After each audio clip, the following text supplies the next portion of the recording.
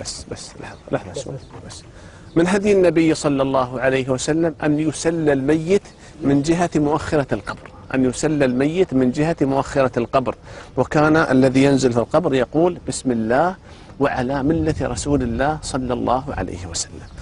يلا بسم الله وعلى ملة رسول الله، بسم الله وعلى ملة رسول الله، بسم الله وعلى ملة رسول الله، بسم الله وعلى ملة رسول الله، بسم الله وعلى ملة.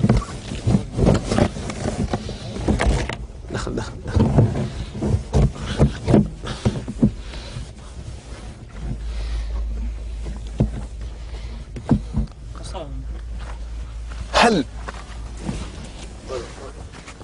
هل يكشف وجه الميت أو لا يكشف؟ قال عمر رضي الله عنه وأرضاه فإذا وضعتموني في اللحد فافضوا بخدي على التراب. يكشف الوجه ويوضع الخد على التراب. وقال بعضهم لا يكشف لأن النبي صلى الله عليه وسلم لم يؤمر بذلك، ونقول لهم وكذلك لم ينهى عن ذلك، ويبقى الأمر على الإباحة، والأمر في ذلك واسع ولا يعيب بعضنا على بعض. فإن كشف الميت يوضع في هذه الطريقة بهذه اللحد، ثم بعد ذلك يصفصف على الميت اللبن. ايوه اللبن.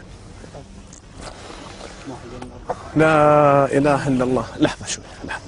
هل تحل الأربطة عن الميت؟ هل تحل الأربطة عن الميت أو لا تحل؟ نعم تحل الأربطة وتفك، نفك جميع الأربطة فك. لا إله إلا الله محمد رسول الله. استغفر الله. اللهم اغفر له. اللهم تحل جميع الأربطة عن الميت ويوسع على الميت الكفن، ويبقى بهذه الكيفية الوجه في اتجاه القبلة. بسم الله. بسم الله.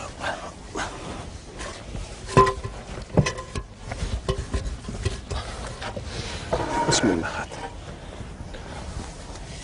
بسم الله.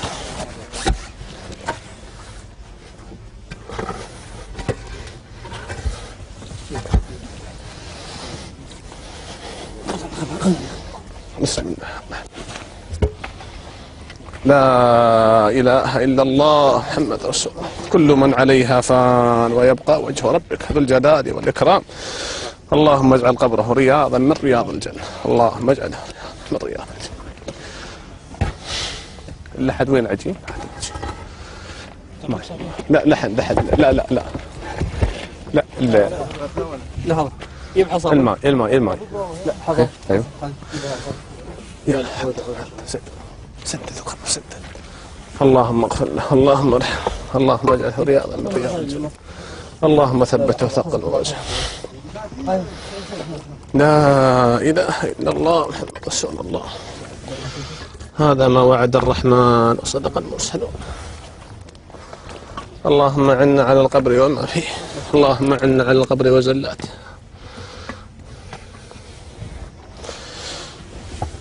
خذ منه ايوه الغيله. ايوه هاي يب منه يب الغيله. بسم الله الرحمن.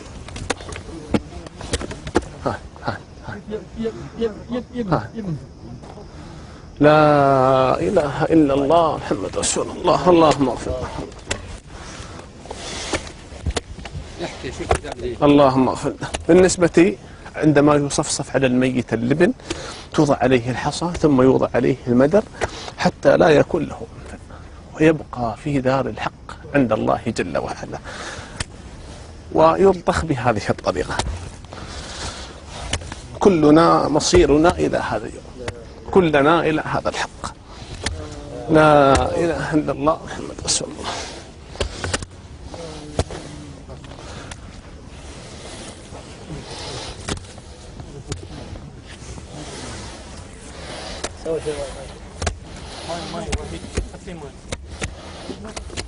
مشاهدينا الكرام، بعد أن يلحد الميت في قبره ويصفصف عليه اللبن يهال عليه التراب بعد ذلك. هذا هدي النبي صلى الله عليه وسلم، وهذا شرعنا يأمرنا بهذا. بسم الله. اللهم لا إله إلا الله.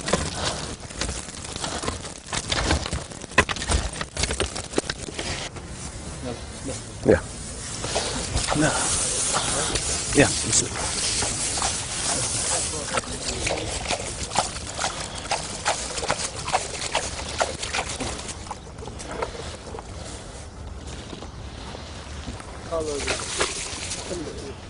مشاهدينا الكرام، هدي النبي صلى الله عليه وسلم بعد الدفن مباشرة يأمر الحاضرين ويقول لهم استغفروا لأخيكم وسلوا له التثبيت فإنه الآن يسأل. هذا موضوع السؤال.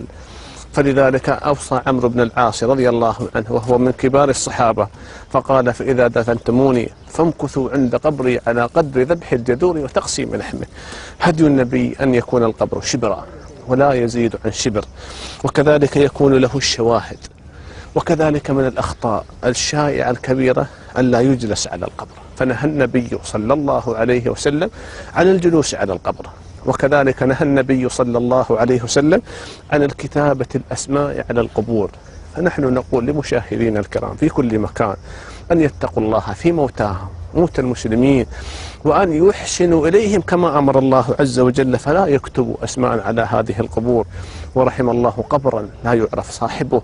وكذلك الحاضرين يدعون للميت، والأولى والأفضل أن يكون انفراديا، كل منهم يخلص للميت الدعاء ويدعو الله عز وجل له بالتثبيت. وكان النبي صلى الله عليه وسلم ثبت عنه في الحديث الصحيح: إذا وضع العبد في قبره وصفصفوا عليه اللبن وهالوا عليه التراب يقول الله: عبدي دفنوك وفي التراب وضعوك، ولو بقوا معك ما نفعوك، وأنا الحي الذي لا يموت. فعندما يوضع اللبن على الميت ويصفصف عليه اللبن يسمع بكاء أهله وقرقعة نعاله، وهذا ثابت في البخاري. فلذلك هذا الوقت وقت السؤال، فبدعاء الحاضرين يثبت الله عز وجل الميت بالقول الثابت، يثبت الله الذين آمنوا بالقول الثابت في الحياة الدنيا وفي الآخرة، ويضل الله الظالمين ويفعل الله ما يشاء. كان نبيكم صلى الله عليه وسلم يقول للحاضرين بعد الدفن مباشرة: استغفروا لأخيكم وسلوا له التثبيت فإنه الآن يسأل. فادعوا الله له بالسؤال والتثبيت. اللهم اغفر له، اللهم ارحمه، اللهم عافه، اللهم اعف عنه، اللهم اكرم نزله، اللهم وسع مدخله، اللهم بدل هدانا خيرا منه واهلا خيرا منه وزوجا خيرا من زوجه. اللهم انزل على قبورهم الضياء والنور والفسحة والسرور حتى يكونوا في بطون الألحاد مطمئنين وعند خروج الأشهاد آمنين. اللهم خرجهم من ضيق اللحود ومراتع الدود إلى جناتك، جنات الخلود، في سدر مخضود وطلح منضود وظل ممدود وماء مسكوب وفاكهة كثيرة لا مقطوعة ولا ممنوعة وفرش مرفوعة. اللهم ثبته بالثقل الموازين. اللهم اجعل قبره رياضا من رياض الجنة. الله